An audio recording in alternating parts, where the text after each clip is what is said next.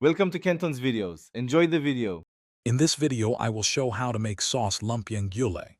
First, gather your fresh vegetables like carrots, cabbage, and green beans. Next, prepare your lumpia wrappers and all the ingredients for the savory dipping sauce.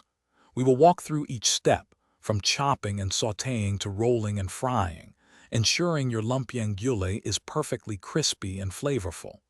Get ready to create a delightful meal that everyone will love. Let's start with the heart of our Lumpiang Gulay, the vegetable filling. Begin by sautéing minced garlic and chopped onions in a pan until they are aromatic. You can add about 1/4 cup of ground pork or small shrimp for a richer taste.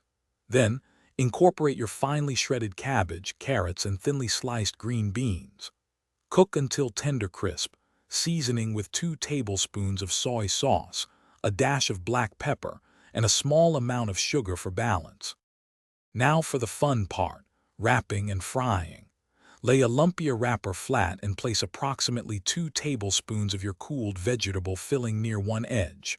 Fold the sides of the wrapper inward, then roll it up tightly from the bottom, creating a neat cylinder.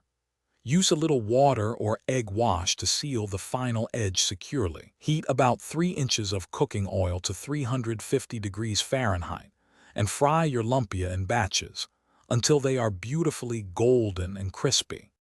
No Lumpiang Gulay is complete without its perfect dipping sauce. In a small saucepan, combine 1/4 cup of white vinegar with 2 tablespoons of soy sauce. Stir in 1 tablespoon of brown sugar and 1 finely minced garlic clove. For a slight thickness, mix 1 teaspoon of cornstarch with 2 tablespoons of water, then add it to the sauce.